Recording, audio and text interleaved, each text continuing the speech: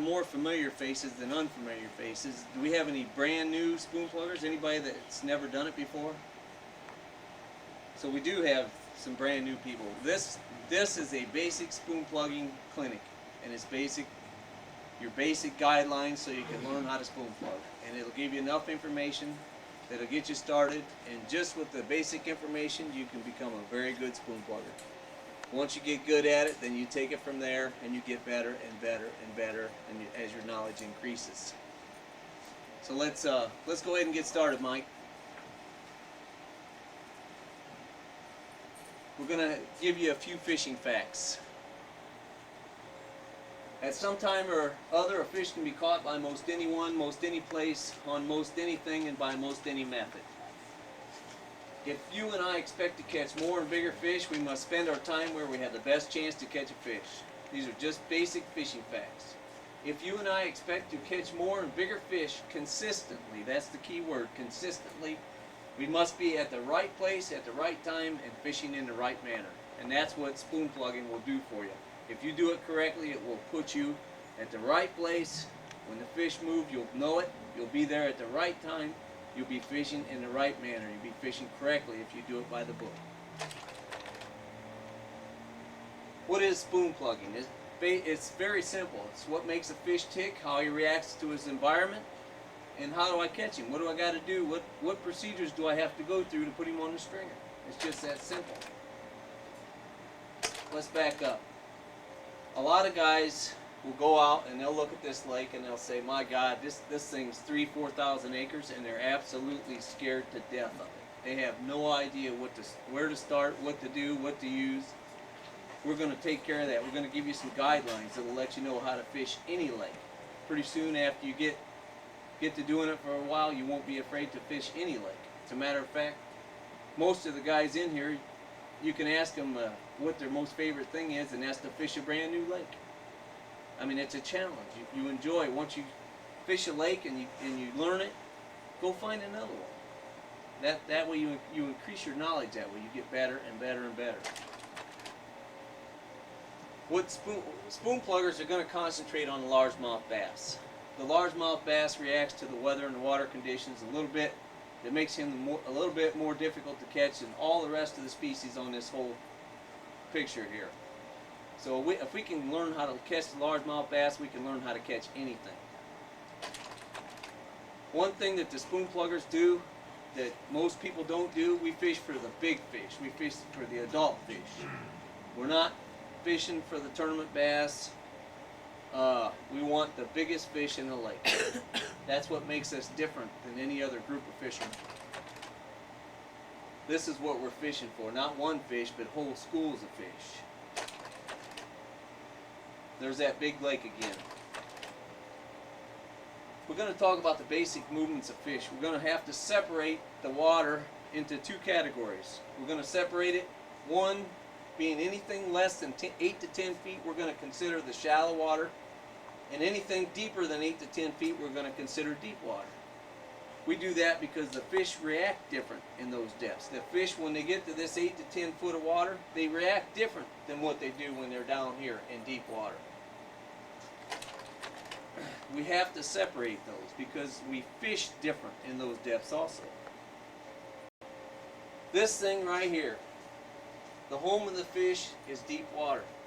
If you do not accept that fact, that fishing fact, you might as well take and throw everything away right now, because you'll never get any better. If you don't accept that fact, that this deep water where the fish spend the majority of their lifetime is the home of the fish, then you're in trouble right there. I mean, we just might as well shut everything off and go home right now. All your interpretation will begin in the deepest water. Your fishing will always start in the shallow water and work your way out, but all your interpretations will start in the deep water. And you say, well, where deep? In a reservoir in the old river channel. That's where the fish spend most of their time. In a natural lake, it'll be in a slot or a hole. That's a small one right there, but it gives you an idea. Most of the time, for most of the season, the fish spend most of their time right there in and around that little hole. once or twice a day, those fish will become active and they may move towards the shallows. How far they go and how long they stay is dependent upon the weather and the water conditions at that particular time you're fishing. It's very, very simple. Let's put the fish down here in the sanctuary depth right here. The average sanctuary depth, you might ask, is around 30 to 35 feet. If 20 foot of water is available, the sanctuary depth, the average sanctuary depth will always be below 20 feet if that depth of water is available. If not, then they will go just as deep as they possibly can and become very dormant. If they do not have 30 to 35 foot of water available and they have a bad weather condition, you have a bar going out here, you have some deep water out here, and a school of fish is always going to be there. Every structure situation and every place that the fish are going to be in a sanctuary, every place is going to be different. This is just an example of the basic movements of the fish. This is to give you some idea what you have to do to catch a fish, to understand how the fish reacts to weather and water conditions and what you got to do to catch him. We're going to put the fish at the average sanctuary depth around 30 to 35 feet. We're going to improve the weather conditions until the fish become active and watch how they move. This is the most common structure that you'll see in a lake, is a bar. There's all different sizes and shapes of bars. It could be real short. It could be longer than this. It could have fingers coming out here and back there. Every one of them that I've ever seen in my life is different. But it'll be your most common structure you'll ever run across. This is a rocky bar. This is a long, narrow, ridge-like bar going out off into the channel out there. So let's improve the weather conditions and let's move the fish up to the end of the bar. This is what they'll do. This is a structure situation. This is a contact point where the fish come up on the end. They'll move up here. The big fish will be and always be in a group in deep water. When the big fish move out of the sanctuary up to the end of the bar, the little fish will be ahead of the big fish. They know if they get up to the shallows that they're safe. So the big fish move out of the sanctuary up to the end of the bar at the contact point. The little fish will be ahead of them, moving that way. Let's improve things. This is about the best movement you'll ever have. The best weather conditions, the best water conditions. Big fish will move up to the break line, stop and pause a little bit, move up to the next break line, stop and pause a little bit until they get about to 8 to 10 feet. Then they say, whoa, we're getting too shallow.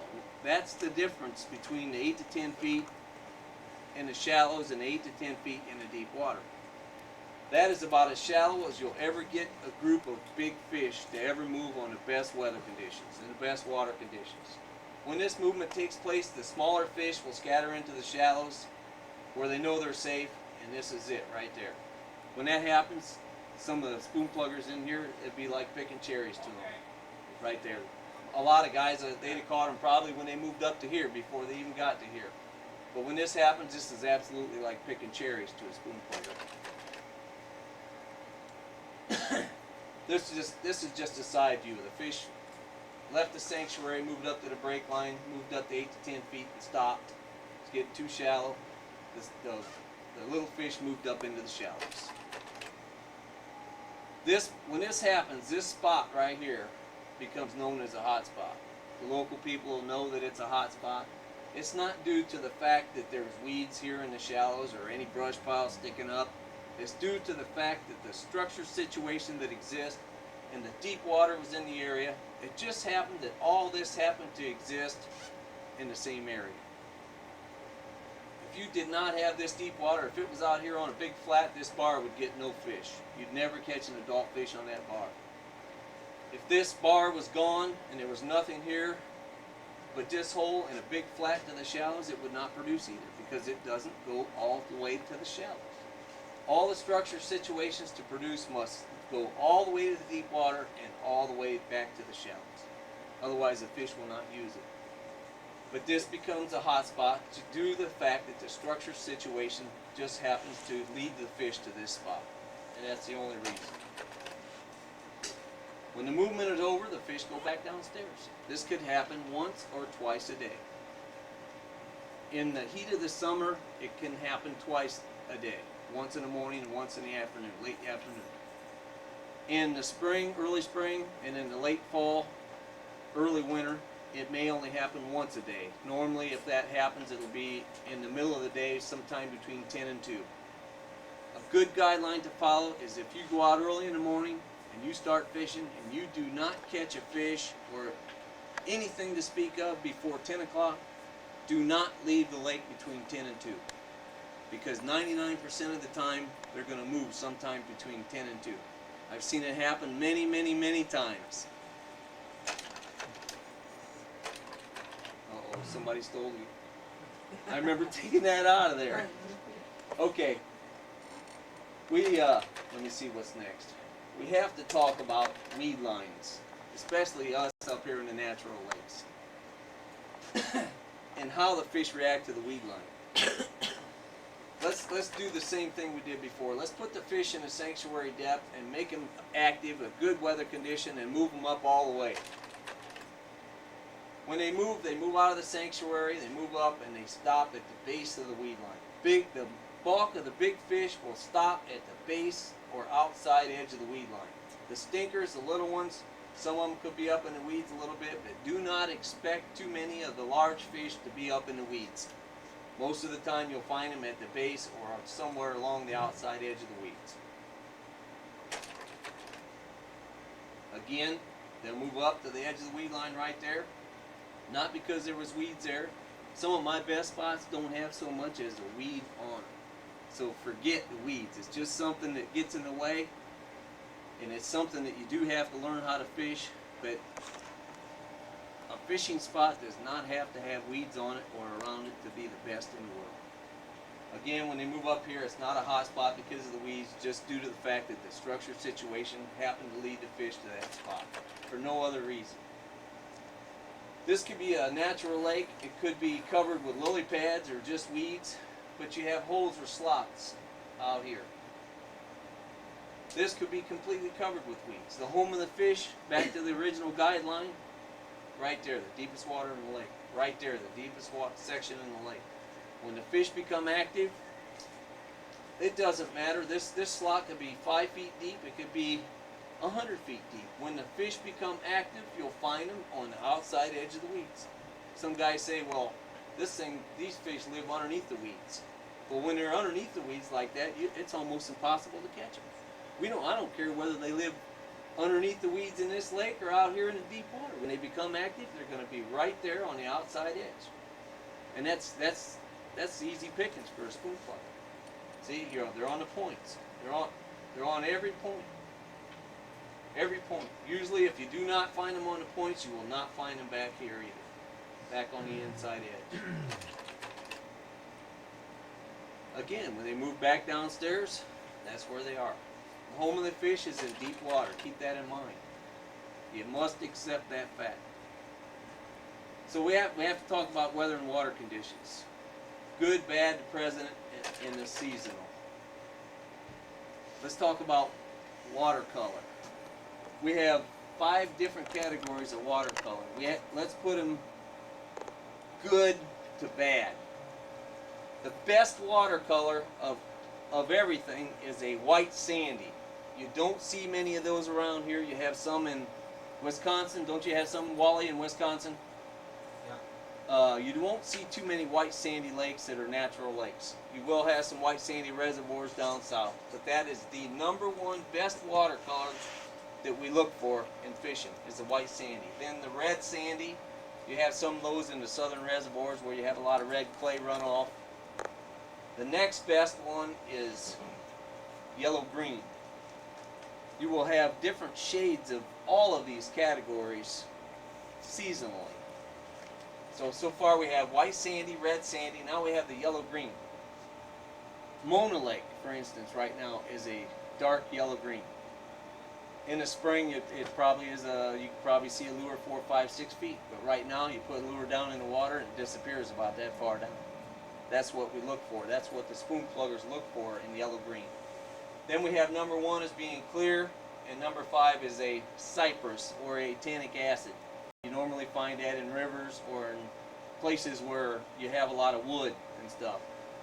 This used to be switched around, but Buck found that by teaching people to use wire line and going fishing deep, that they can still make a pretty decent catch in the clear waters. The cypress, most of the cypress waters do not have depth, so you don't have that option, which makes those the toughest.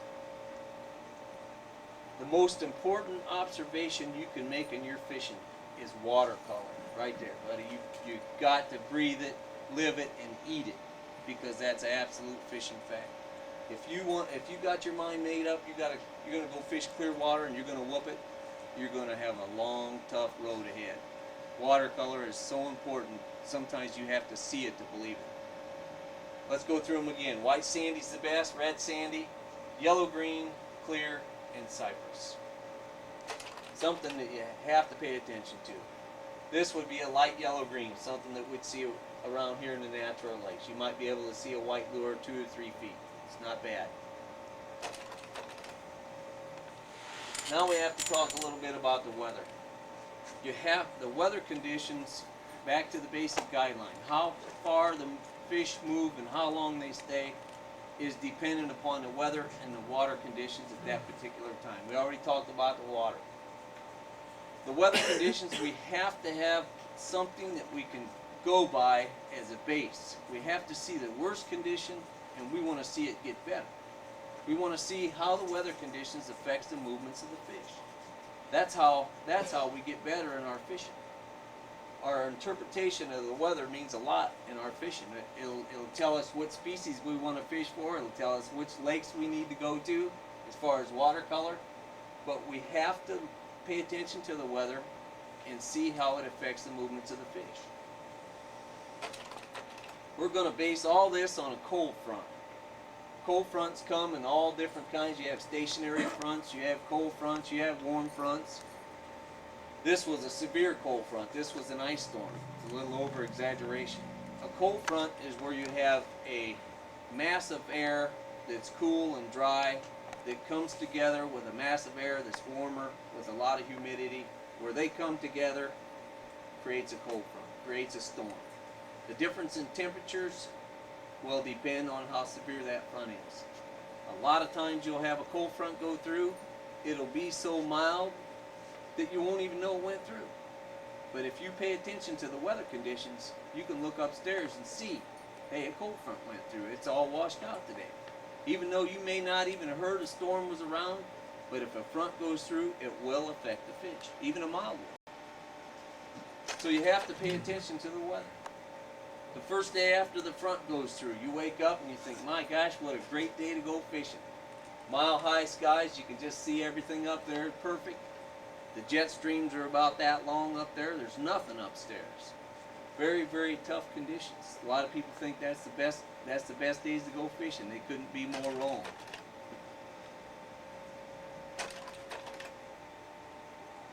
That's the moon. Buck shot this with a wide angle lens. That's the moon up there. There's absolutely nothing. It's kind of like what we got out there today, although I think it's hazing up a little bit. But these are bad. Usually the wind comes up and it'll blow the lake all muddy. Remember when we had the fish here at 30 to 35 feet at the average weather condition, the average water condition? Look where they are now. That could be 60, 70, 80 feet. You could drop a lure right on their nose right there and you probably couldn't get them to take it. They have to become active. And when they're in that situation right there, the fish is in trouble, we're in trouble. If they have 30 to 35 foot, if they have 50 foot available, those fish are going to be in pretty good shape. But if they only have 20 feet, let's say 18 foot, those fish are going to be so dormant you could practically stick them down there with a hook, jigging straight above them and not get them to take it. They just don't want nothing. They're almost dead down there. And as far as the fishermen catching those fish when that situation comes around, they're in trouble too. So let's improve things. Usually after a cold front goes through, the first or the second day, you'll see these low snowball clouds. But you still have nothing upstairs, nothing at all. Fishing's tough. The fish are still deep. There it is again. about the same. They're still down there in China, as deep as they can go sometimes. As things improve, you will start to see the jet streams get longer and start to spread out. You really want to pay attention to that stuff. A lot of times, like for instance in Arizona, they don't have a lot of cloud cover out west. The good fishermen, this is what they have to go by. They have to go by the jet streams out there, because the cloud cover, they don't have, a lot of times they don't have any to look at. This is very, very important in your observations of the weather conditions. There's a little spot right there where it quits. All that is a place where it's all, there's no moisture right there. It's not gotten real good yet. There's still places up there that are still got cool, dry air. But things are starting to improve. Some high cirrus are starting to get upstairs. A double cloud cover is always better than a single cloud cover.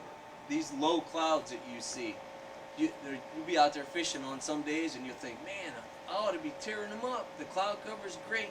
And all of a sudden you look up there and there's an open spot, and you look up there, it's just as clear blue as nothing.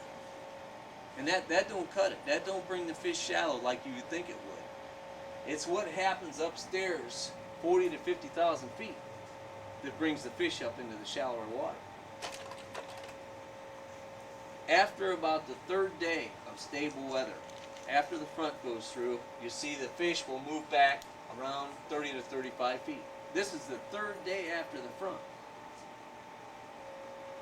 A couple of big ones may move up to the end of the bar, and a couple stinkers may move up here, whatever.